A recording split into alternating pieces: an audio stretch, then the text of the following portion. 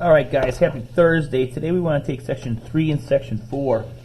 We started at the lighthouse in the northeast on the tip of Maine, the farthest eastern portion of the United States of America. We also checked out some of the mountains in the Appalachian Mountain Range. That's a very old mountain range due to the glaciers and the weathering and the erosion there that's rounded off. It's not jagged points. Today we want to continue our study of the Northeast on our little train ride here, and we're going to take a trip to Plymouth. In Plymouth, Massachusetts, you can visit the Mayflower II. This is a copy of the Pilgrim's ship, the first ship that brought the Pilgrims, which are Puritans, a religious group from England over here to the United States, was called the Mayflower. I did a little searching, a little study on the Mayflower. What happened to it afterwards was, well, the sailor, after he dropped the Pilgrims off here, went back to England. It went on a bunch of other voyages, and then it got into probate, which means the owner of the ship owed money on it. I guess that it was in ruins. They took it apart, and supposedly, history says, that it was actually used, the pieces of wood from it was actually used to build a barn. Kind of strange. If you want to do more research on the Mayflower, look up whatever happened to the Mayflower. There's a few different stories and some different ideas, but kind of exciting. This here is a copy of what the original ship would have looked like. This is Plymouth, Massachusetts, where the Pilgrims landed almost 400 years ago. You can visit a reproduction or a copy of their ship, the Mayflower, in Plymouth Harbor. In 1620, the Mayflower left England with 120 passengers aboard. All the passengers were headed for Virginia. Less than half of them were pilgrims in search of religious freedom, and the rest simply wanted to make their home in America. The Pilgrims called these settlers strangers. Storms blew the Mayflower off course. Instead of Virginia, the ship reached New England. Sick of stormy seas, the Pilgrims decided to stop there instead. But they had a problem. There was no government in New England. In other words, there would be no president, there'd be no governor, there'd be no mayor of Milwaukee, there'd be no alderman, nobody to be in charge to let people know what to do. There was no government in New England, and some of the strangers looked like troublemakers. What would you have done in their situation? Think about this as you leave the train to visit Plymouth. All right, so you're thinking about this, huh? Who's going to be in charge? Welcome back. I'll tell you how the Pilgrims solved their problem. Before going ashore, they drew up an agreement called the Mayflower Compact. It said that they would set up a government and make laws for the good of everyone. Most of the men signed the compact, and then the passengers elected a governor to lead the government. Today, Americans believe that people should make their own laws and elect their own leaders. We call this form of government democracy. In just a few days, we're going to get the opportunity to go vote. And I guess I should say we just did that because I made this video before Thursday. But on the 3rd of November is Election Day, and all the Americans who have voting rights and privileges, if you're old enough, you get to vote. That's called a democracy. During the Pilgrims' time, when kings and queens ruled countries, this was a bold idea. Boston leads the fight for freedom. We are now visiting Boston Common in Boston, Massachusetts. The Boston Common is America's first public park, and Boston is one of America's oldest cities. It is also where the fight for American freedom from Great Britain began. In 1775, so we've jumped 150 years now. In 1775, many people in the 13 colonies did not want to live under British rule anymore. Fighting broke out between colonists and British troops about 20 miles outside of Boston. The conflict moved into Boston later that year. This was the beginning of a long world war called the American Revolution. The fighting lasted for 6 years. The American Revolution led to the overthrow, or end, that's what that means, of British rule of the colonies. Two historic trails begin at the Boston Common. The first is the Freedom Trail. This walking trail takes you places where the fight for freedom began. The trail ends at Bunker Hill. One of the earliest battles of the American Revolution was fought near this hill. The second trail is the Black Heritage Trail. Boston was a safe place for slaves fleeing the South. In many other states, slaves were often returned to the South if they were caught. But in Boston, people worked hard to help African Americans escape slavery. On this walking tour, you will learn about the long history of African Americans in Boston. The trail ends at the African Meeting House, the oldest standing African American church building in the United States. This is the old State House right here.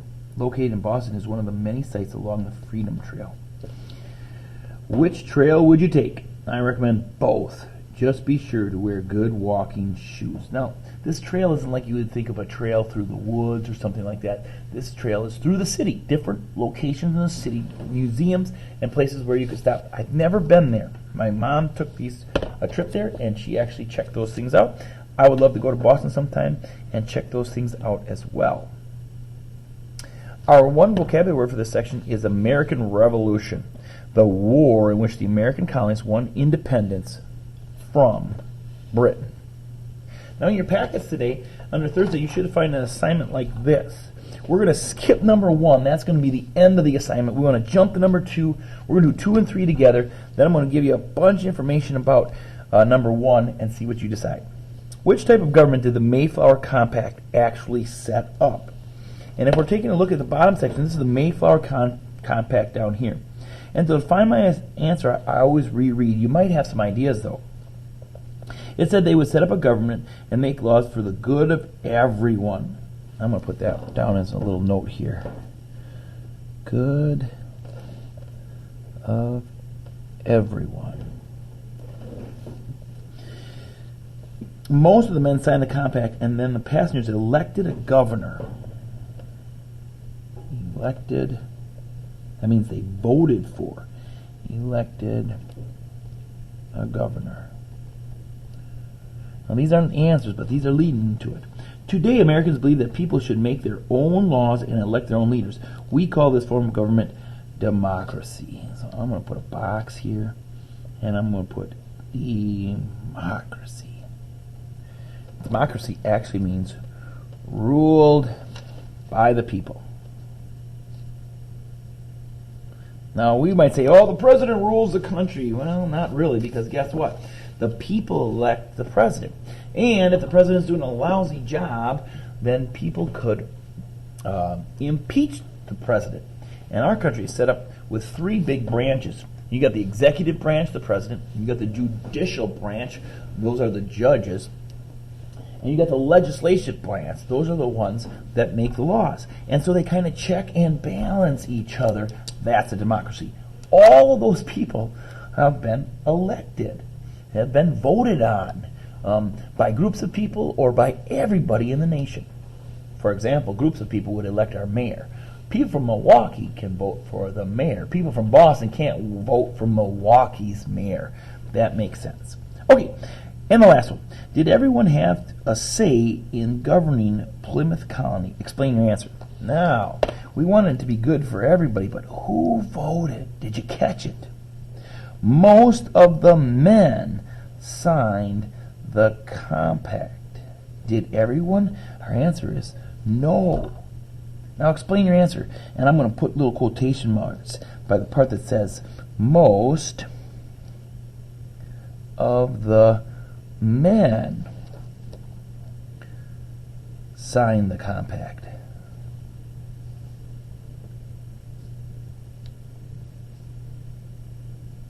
Now, who would this exclude? Well, obviously, this would exclude women. No women voted. And if we're talking about men, this would be no boys. So no young people.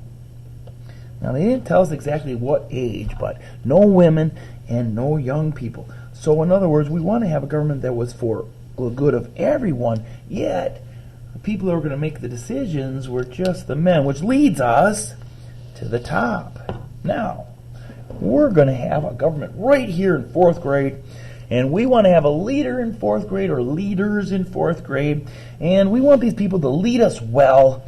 What kind of government do we want? Do we want to have one ruler? This would be a king. This would be like, say, I don't know, Mr. Bauer. And Mr. Bauer would make all the rules. No recess.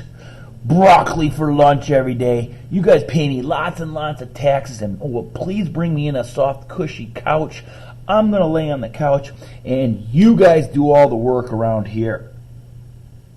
Okay, well, I probably wouldn't be a very good king, but maybe there's better kings than me. What about ruled by 5 smart people? Let's just take our report cards and find the 5 smartest kids in our class, and they get to boss everybody around. They'll tell everybody what to do because they're the smartest, right? That would make a lot of sense. So maybe you want to have, well, maybe you're one of the smartest kids in the class. Maybe you want to be the ruler. Sorry, thank you. Well, 3rd choice is ruled by only adult males. So now we make laws, but only the men got to decide them. And hopefully the men care about their wives and that they would make good rules that would fit for the women and the children, or maybe the men aren't so caring. Would we want the men to make all the rules?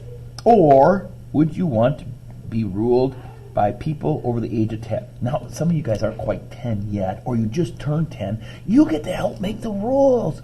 Do we want a bunch of 10-year-olds making the rules? Well, the rules 10-year-olds might make might be eat chocolate for lunch every day. Now, that sounds really good until you get a stomach ache and you're really sick because all you eat is chocolate, like John Might is just saying. All right, so there's pros and cons to each one of these. Your job.